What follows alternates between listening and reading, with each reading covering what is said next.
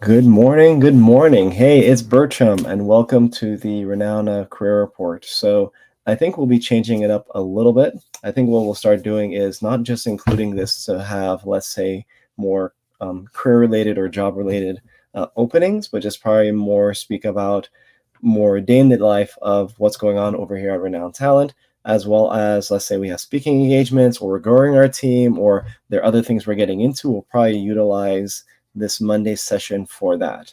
A lot of things that we're getting into, as well as what's going on our desk, will affect things, let's say, for the roundup and all the other events that we're going to go to. And I think it'll probably be a good, just as a collecting point for myself, to put it all on paper, get down on PowerPoint as well, and present to each and every one of you. So if you are available, I know we send this out a little bit last minute, but if you'd like to just share with us and just say hi, tell us where you're from, that would be fantastic. Maybe how the weather is where you're at right now. Right now, I'm in Clearwater, Florida, close to Tampa, Florida, and we are getting back to that regular, how can I say, warmer weather pattern. So it's supposed to be like raining almost every other day, definitely getting more humid than it has been, and that temperature is going up. So the nice weather, and we can all say bye, like we all say to bye Felicia. A lot more to say about that. But yeah, it's been great. Last week, I was at LHIMA for most of the time, as well as preparing for that, and I needed to spend a little bit of time with my family for spring break, so I did that, and then I got ready for the show, and then I was there on Wednesday. Got back late, probably close to 4 a.m. and I have pictures to my home, my physical residence, Saturday morning.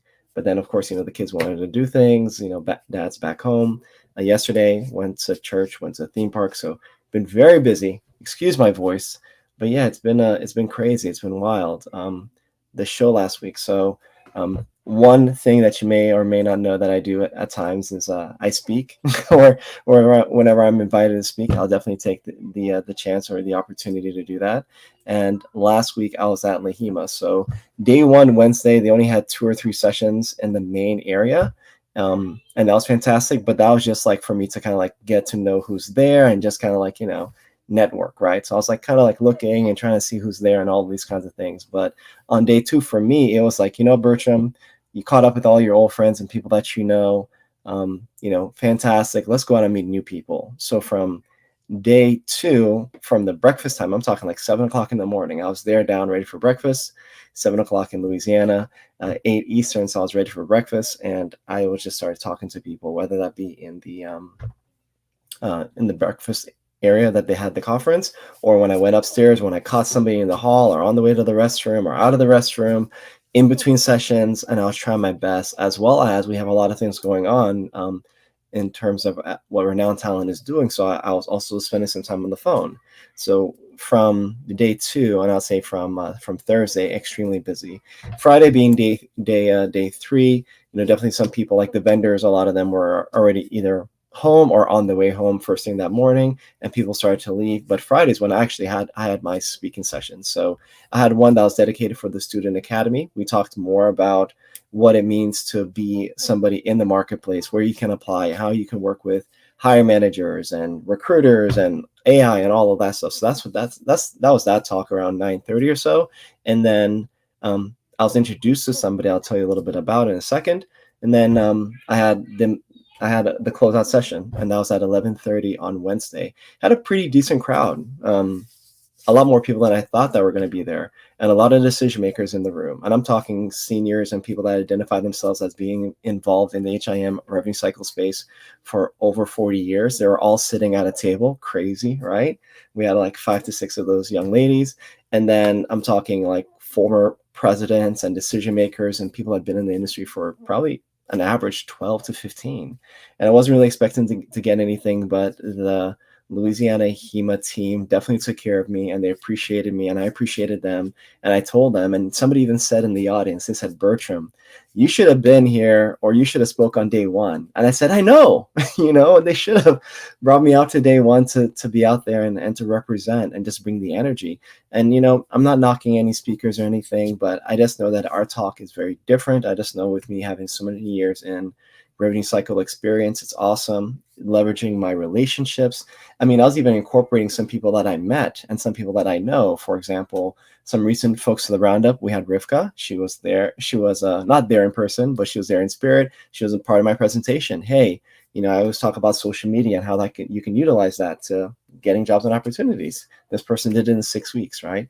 And then I also had a former Louisiana native, Miss Kimberly J. Williams. So she was on our most recent roundup episode, and I use her as an example for people that could, network in person. Because what was she doing? She shared with us in her testimony, her roundup, that she was just participating as an officer, doing her thing, but her work was getting kind of stressful, and then she just happened to share with a manager, a hiring manager. A hiring manager was like, "Well, I am a hiring manager, and guess what? If you want to work for me, I mean, let's do it." And just how that opens opportunities.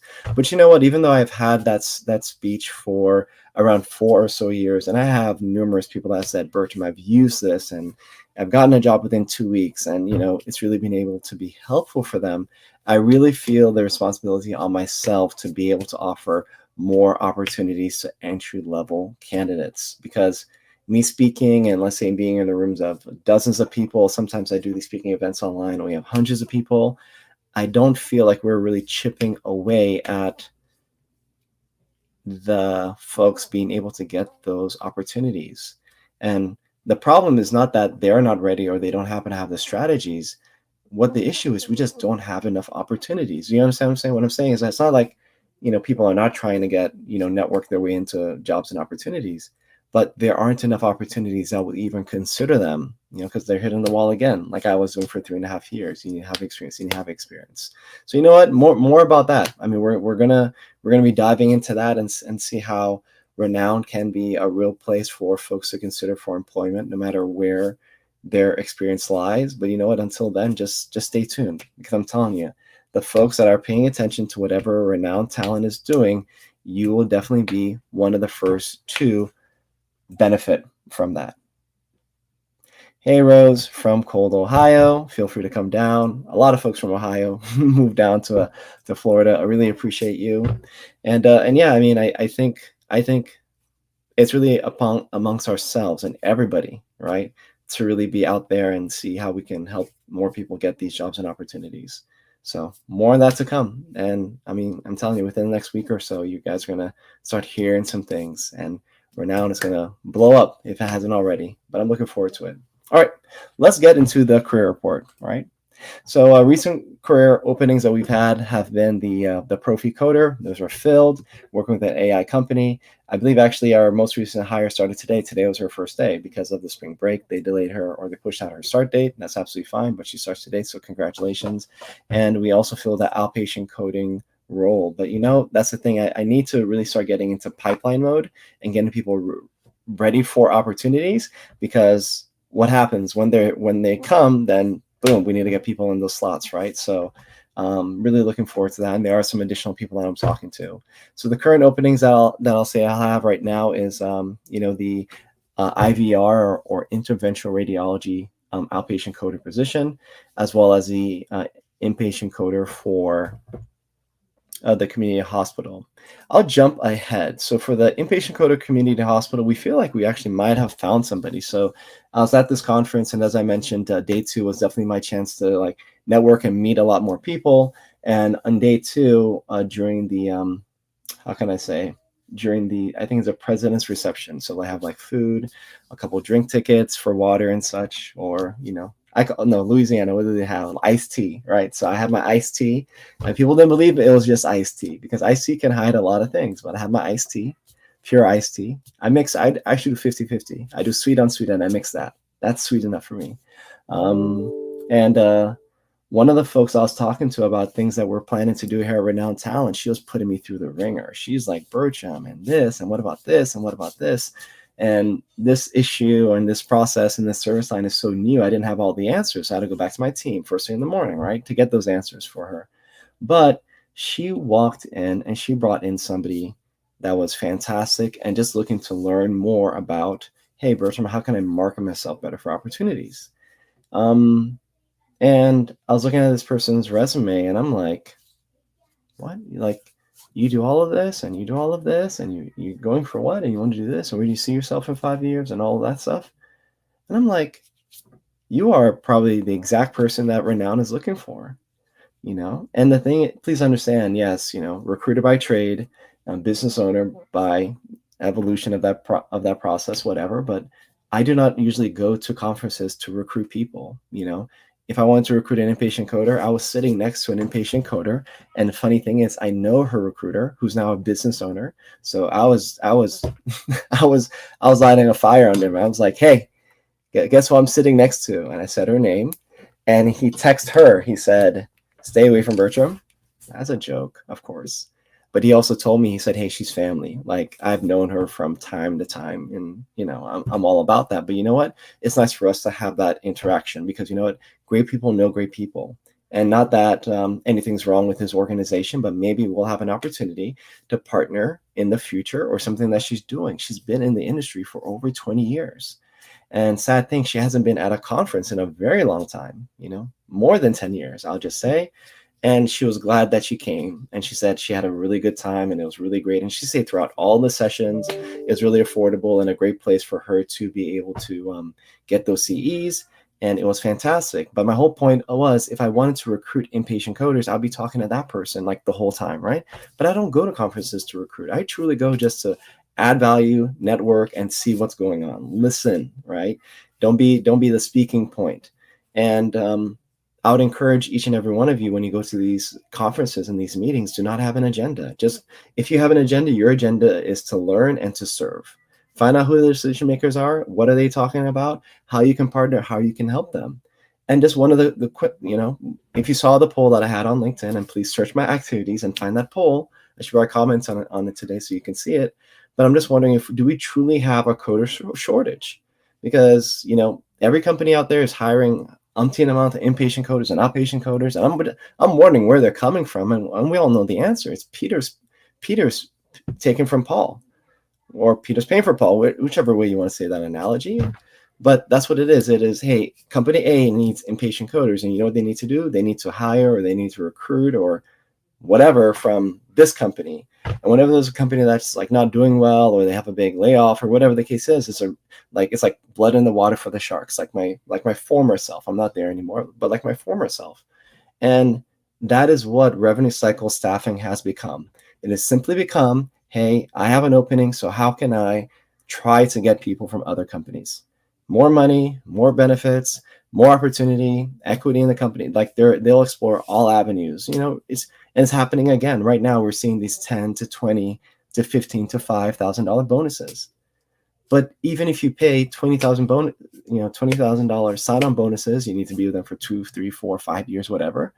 Will that still solve the issue? And I truly don't think so. And I know it's not going to, because it didn't when ICD-10 was coming. And they're all doing it, and we were all doing it. And then what happened?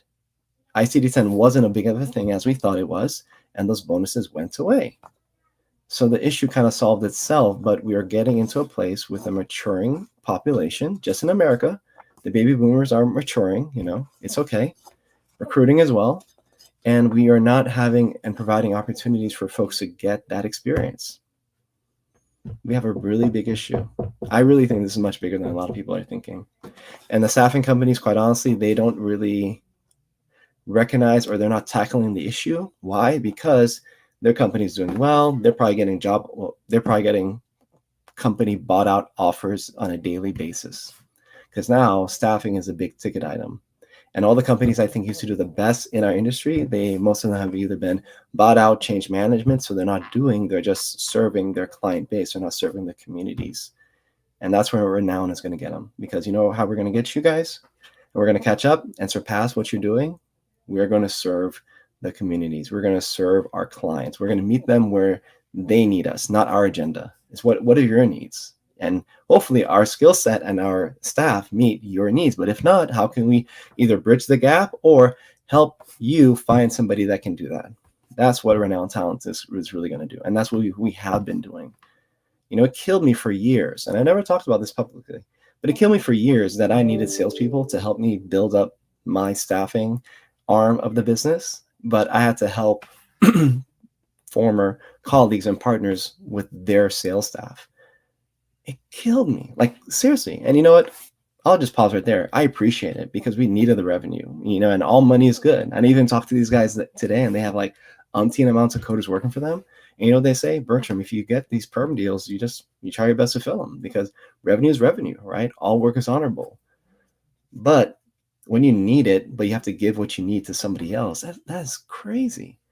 But it was just the whole evolution of everything. Like I just had to become the person that would not just, how can I say, need it, but be able to fulfill it. And now it's coming back.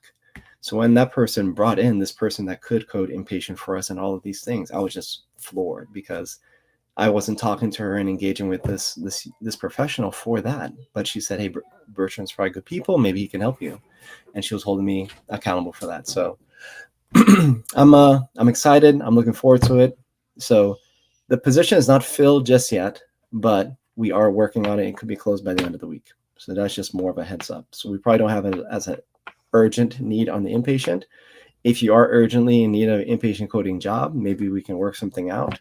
But I'm a little bit relieved after that conference because it was so fantastic. I mean, talk about business job opportunities, networking opportunities, future speaking opportunities. Maybe I'll get booked on day one for LHIMA next year. But you know what? It's all good. I'm just here to serve, and maybe next year will be day two, and then maybe the following year will be day one, right? But either way, it was a fantastic opportunity. Charisse and Ralph, and the whole management team, former and future management team of LHIMA, really appreciate you. I had a lot of fun. It was downright. It was like the best conference I've been in a very long time, and I go to quite a few, and I learned something different from every one. But this one really allowed me to connect with a lot of people and have some real good, honest conversations, and serve. So I loved it. We'd do it all over again. Same place, same time, hopefully speaking a little bit earlier, right, in the agenda, but I'll do it all over again next year. So they said that some people told me that the hotel was haunted. I was like, okay, I guess we'll find out. I'll say my prayers before I go to bed, but it was okay. We had a great time. All right. This one as well. So we have we've had a need for interventional radiology coders, and I put my boots to the ground before going to LHIMA, and I was able to identify a few folks, and these are for future opportunities. Nothing extremely urgent. So I'm going to table this position right now. So really, well, Bertrand, what are you hiring for? We're hiring for these roles, but you know what? I would say it's nothing really urgent as it was probably the last time you saw me on this career report. But yeah, definitely LHIMA was fantastic. Look forward to doing it again and seeing everybody. If any of my contacts that I met at LHIMA are seeing this, hey, it's Bertram, Mr. B. Pleasure to sit with you, meet you, talk to you. Even for the students, I did hear your feedback, and thank you for sharing with me about the benefits or lack of benefits for you to attend. So I am looking forward to working with the, how can I say, the planners and the people in charge of these conferences as to how we can get more student participation, because it shouldn't just be reports and I don't know, like, thank you for coming. You should be a lot more, and this should allow you to network more with people. As I had an idea. So if we have, like, let's say 5 or so folks that have like tons of experience, right, and they're coming to the show, why don't we have a panel for you to be able to talk to them and ask them questions, and they can share a little bit more about their background, almost like a roundup, right? So you can learn about them, because you know what, they have transferable skills and stories that they retire or whatever, and it's going away, and you're not going to have that chance. And that's another gap we have. We don't have people learning from people who have more experience. You have to get started to have experience. It's almost like you try to join the military, but everybody just has to go straight into serving or have had some service experience. There's not going to be any boot camp. There's not going to be any of that team building in the early years and really grinding and growing through. It's just going to be, hey, you just have to have prior experience hitting the ground running. Can you imagine what our military would look like if we weren't able to either recruit or build or train the staff that they need to fight these wars? We wouldn't have anybody, because the people that have done it have done their time, and probably there are not as many people, I believe, that would sign up for a second and third and all of these other tours. Some people do it for sure, but it's like you have to be able to train and get people going so they can have the experience. I think we all know it, and we're all speaking in circles, but we don't really have a solution. So let's see what happens. Okay, stay tuned. And yes, mentors, mentees, and resume sessions. And just as a disclaimer, if you've commented and haven't like shared your comments or anything like that, please understand this platform we're using is fantastic, but not all the comments come through for some reason. So I have to like go back and forth between LinkedIn to catch some of those. Burrow says that definitely having connections between mentors and mentees is fantastic, or just resume sessions is good. We have to be able to provide more value for folks that are able to show up to these events, because people are showing up, and then like if you're truly there just to, let's say, get a grade or do some things with the report, what's going to happen? You're going to do the report, get the grade, then you're going to be gone. In the last session that I had, I only recognized, I think, 2 to 3 students that stayed for that session. Now, yes, I understand people probably had to go back home and all the stuff. Totally understand, right? But it means that those people that stayed, they truly stayed because they wanted to learn something more. And you know what's so crazy? Of the people that stayed, one of them I recognized, that person started posting stuff on LinkedIn and putting themselves out there, connecting with people. She tagged me in a post, and I'm like, okay, I see what this person's doing. You're utilizing some of the things that we talked about. We'll see what happens. You can always tell the great ones. You can always tell the great ones. And it's not because they tagged me. No. It's because you can see how people move. And once people start applying and taking action, something I always talk about, right? But when people are able to do that, it's really a lot. So, and Rose says that she totally agrees. It's a shame that new coders don't get any experience. So we'll see. We'll see what we can do to change that, everyone. All right, so stay tuned. All right. So if you're interested, have any of these backgrounds, feel free to reach out to us. So 3 ways: renowntalent.com/careers. You can email your resume info@renowntalent.com, or feel free to message me directly at any time. And our next roundup is this coming up Wednesday. We have Rosman. She runs her own little, I shouldn't call it little, sorry, but she does run a medical billing company. And I had the pleasure of speaking with her a few weeks ago. And I said, hey, you'd be fantastic to bring to the roundup, because you know what? We're all talking about coding and revenue cycle and CFO talk and all this stuff. But what about the billing? I kind of feel like billing gets shoved under the rug. But billing should not, because if you heard what happened to the most recent cyber attack, so a recent cyber attack with one of the big vendors in the space shut down their charge master, and a lot of pharmacies, doctors' offices, and hospitals were hurting because of that. Yes, that's probably more of an IT thing with cybersecurity, but I would love to get her take on what that has to do with billing, and maybe having the right or wrong billing partner can mean, and what she's seen. Rosman's fantastic. Whenever she comes to the market or social, it seems like she's venting. And she even told me, Bertram, I vent a lot on social, right? But you know what I like about that? It's honest, but it also shows us what's important. And if she's a business owner helping providers and provider offices with their billing, then what she's venting about is probably some of the same issues or things that she sees in our industry. So remember, it's definitely a lot more than coding. The revenue cycle is a lot of parts, and it's best for you to really talk to all of these people. So I talked to Rosman once, and we haven't really had a lot of prep for this session, but you know what? That's the thing. When we have the roundup, it is so raw. It's like raw. Like we don't prep. I don't have a string of questions. We just say, hey, what's going on? How did you get started? And how's that treating you? Where are you going? That's really the 3 aspects of it. I am looking to have probably more opportunities for CEs and partnerships on that, as well as some night sessions. But please hang in there with me. Let's go through the ones that we have scheduled through April. I'll take a little break because I'm traveling across the world, and you hear all about that. But then we will start having some night sessions. Okay, fantastic. Katina, hey, how are you doing? Good morning. Thank you for coming. So yeah, I think that's going to be it for me today. So yeah, I mean, had a wonderful time, great time at LHIMA. If any of you had a chance to go, fantastic. If you missed it, maybe you can go next year. This is conference season, so I believe Rise is happening right now, as well as the LHIMA conference, I believe, is starting this week, if it's not, hasn't already started. I mean, there are a lot of conferences coming. So if you have a chance, go, attend, participate. Don't have an agenda besides just serving and seeing how you can help out.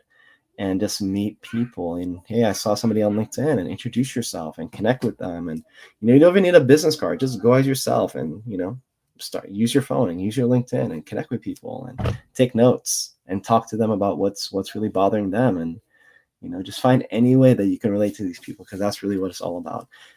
Some of the folks that I spoke to, I called them out or called them up for, hey, I saw you dancing yesterday. Okay. I was doing my little thing, and I'm like, well, you weren't dancing. I'm like, so let's do it now, And we got to talking, and sometimes that's just all it takes. But you be brave, step up. The worst somebody can say is, hey, no, not right now, I'm too busy. And that's fine. But just find those other people, because they also go there to talk and network and learn more about what's going on too. So it's Bertram once again. I appreciate you. So to Rose, Katina, and Jeanette, really appreciate each and every one of you. And you ladies have a fantastic time. And if you're seeing this on a replay, try to catch me live. I'm usually here on Mondays, for sure on Wednesdays. And it's Bertram. Be renowned or be forgotten. Talk to you later. Bye-bye.